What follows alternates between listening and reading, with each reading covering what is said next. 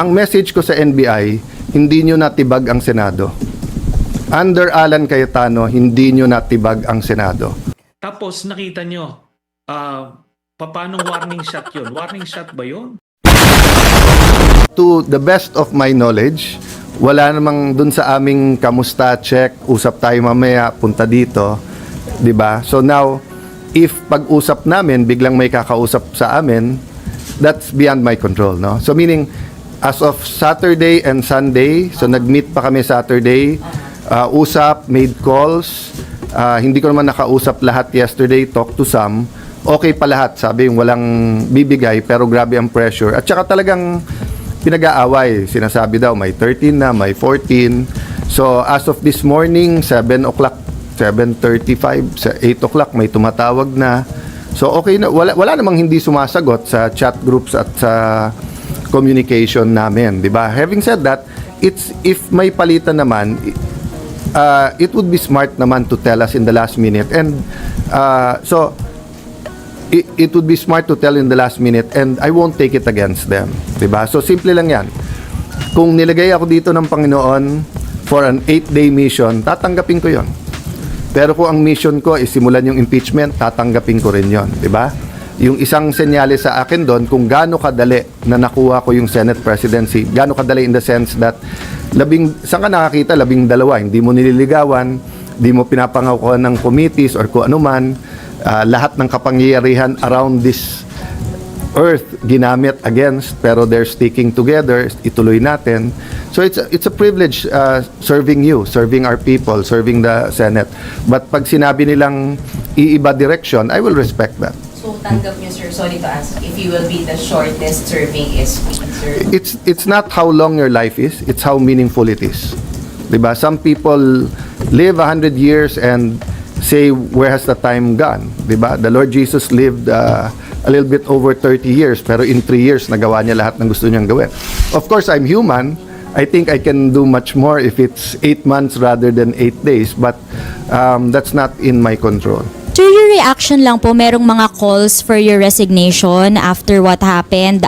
Binabatikos po yung pag-alis ni Senator Bato, the shooting incident, and si Director Matibag also said you should be held accountable. Your reaction to all these? Okay. Hindi pa naman ako SP, pinagre-resign na ako eh. Buong buhay ko naman ganon eh, 'di ba? So certain people are called for the job. So even before I took office as Senate President, tinanong ko sa 12, bakit ako? And may reason kung bakit ako. Maybe because I was there during the time of crisis. You remember, nung pandemic, nag-break ang Senate, di ba? Ang House, mas marami kami. Gusto nila mag-break kami. Sabi ko, hindi pwede.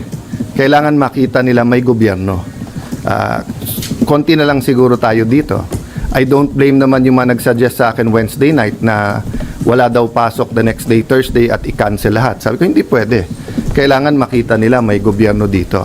So, ang message ko sa NBI, hindi nyo natibag ang Senado. Under Alan Cayetano, hindi nyo natibag ang Senado. So, kung sino man, if I continue or may papalit sa akin, okay? Ulitin ko ha, during my watch, hindi nyo natibag ang Senado. Now, kung if I remain or kung papalitan ako, sana hindi matibag ang Senado.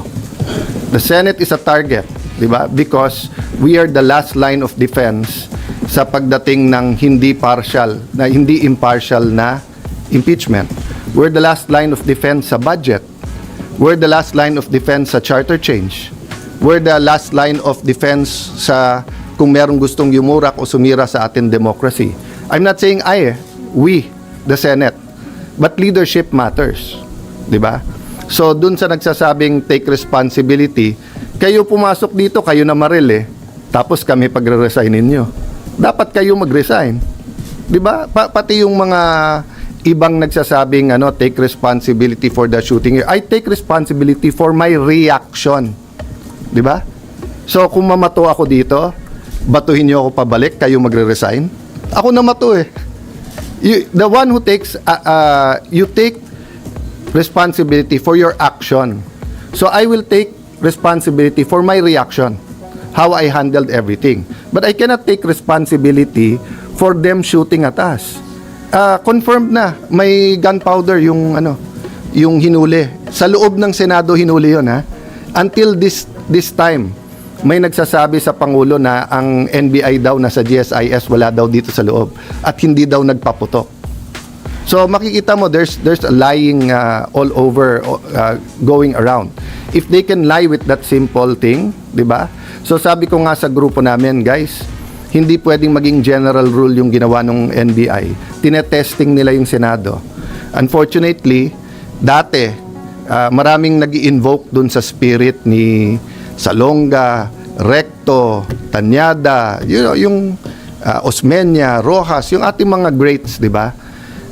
In the past, pagka inattack ang Senate, nagka-come together lahat ng senador. Ngayon, algorithm at political bias na. That's what's sad about it, no? All the evidence is there. I mean, it's beyond our control na, like sa inyo, di ba? Pag dumating na sa editor, dumating na sa final, dumating sa live interviews, hindi nyo kontrolado lahat yon. Pero yung personal experience nyo at personal testimony nyo, meaning, pag tinanong kayo ng kapatid nyo, anak nyo, pag uwi nyo, ano ba talaga nangyari? Eyewitness din kayo eh. 'Di ba? So, yun din ang ano ko sa inyo. Kung eyewitness kayo and you think I did wrong, I won't take it against you.